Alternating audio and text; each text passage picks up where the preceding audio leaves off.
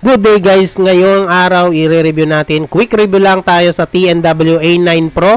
At tapusin nyo po ang video na ito upang makita nyo ang specification o karapat dapat ba itong bilhin. Sa halagang 800 pesos, may dalawa na kayong microphone at isang receiver. At mga guys, kung kayo ay bago lang sa aking channel, please like, support, and subscribe upang patuloy tayo magsama-sama at updated kayo sa mga video na aking ipopost. Salamat po!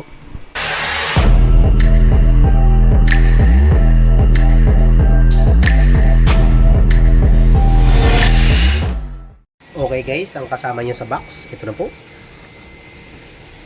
Yan po, meron po siyang itong case niya na at the same time ito rin po ay kanyang power bank. Ayan po ang microphone, dalawa, at ito naman po ang receiver. And then meron din po siyang kasamang USB charger. Ito pong USB charger na kasama niya ay dual po yung charging port niya, and then USB at dual port. Kasi po kapag ito po ay nalobat, halimbawa po itong power bank nyo ay lobat na rin, pwede nyo pong directly i-charge to dito kasi may charging port din po yan itong microphone itself, para hindi na po kayo maghintay na pa full charge ito. Okay, meron din po siyang kasamang manual, basahin nyo rin po, andito po yung mga function nya. Yan po, at the same time warranty card din po ito. Yan, so yan po yung kasama niya sa box. Same time, ito po yung receiver at dalawang microphone. Sa microphone naman po, para po mag-open siya ay pindutin lang po ng nakadiin ng 3 seconds, and then andun po yung indicator ng battery. Ito po, so ang indicator po ng battery ay yan. So kapag yan ay nag-orange na, ay malapit na pong malobat, at pag nag-red na po yan ay lobat na po, kailangan nyo nang i-charge. At ito rin po ang indicator ng turn off yung microphone.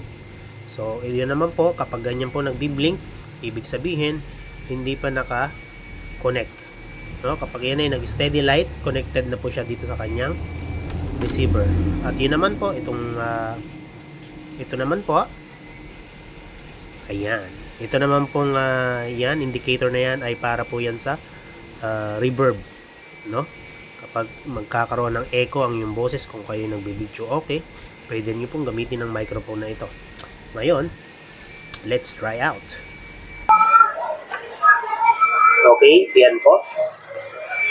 Kapag yan po ay isaksak nyo na po sa cellphone nyo yung anong tawag doon, yung receiver, automatic po yan, ayun na, magkoconnect na po yan. So yan po, connected na. Gagamitin ko po yung isang mic. Yan, gagamitin ko po ito isang mic. Ayan na po siya. Pag nakatutok siya, ganyan yung sound niya. So dapat medyo malayo siya para sobrang sensitive po. Kasi ngayon, para po magkaroon ng reverb, ay pipindutin nyo itong button ng 3 beses. 1, 2, 3. I-mute nyo po. Yan, i-mute nyo po yung mic. Dalawang pindot po. 1, 2. Nakamute na po yan. And pagpapatayin nyo po, same lang. Pag 3 pindot, 1, 2, 3. Yan po yung reverb niya. Namamatay na po yan. At hindi na po siya, hindi na po mag-e-echo. No? Wala na po siya. At guys, kung gusto nyo po ng talagang quality sound nito, ay maaari nyong bilan ng windscreen. Magkano lang po yan? 90 pesos lang yan sa Lazada and Shopee, para po masala niya ng gusto yung air at hindi po siya nagno-noise. So meron na siyang AI cancellation ng noise, pero mas mainam po kung bibili kayo ng isa pang windscreen para po mas maayos nyong magamit ito. Pero kung sa sensitivity ng sound na makukuha nyo dito ay okay na okay siya. Para sa akin, ang rate nito ay siguro 8/10. Yan ang rate natin sa microphone na ito. At sa mga magtatanong naman kung ito ba ay compatible sa mga lumang cellphone, basta po Type-C na cellphone, pwede po yan.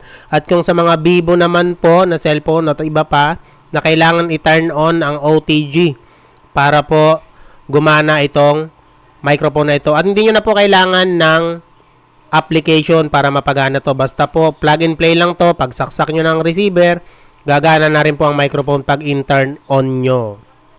At tungkol naman sa kanyang battery at power, no, kung ito ay gagamitin mo, siguro ito ay average na 6 to 10 hours kasi ginamit namin to 1 week. Siguro everyday ginagamit namin to 2 hours lang na naka-standby and then ginagamit.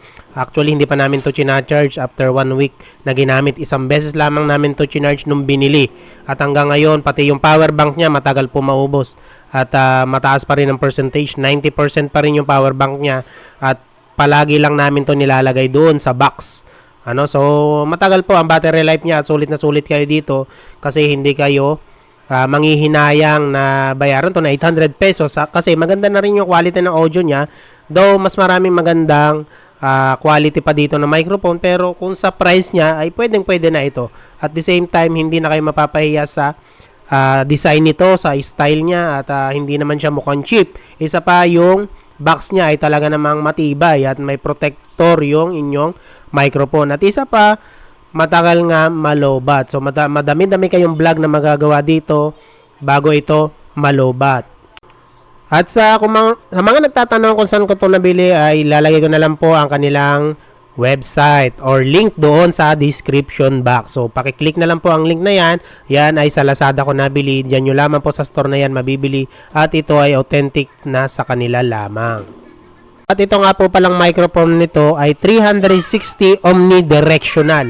So kahit nasaan, hindi nyo na po kailangan itapat yung microphone niya sa inyo. So i-clip nyo lang yan sa damit nyo, ay maririnig na ang voice nyo. Dahil ito ay merong sensitive radio.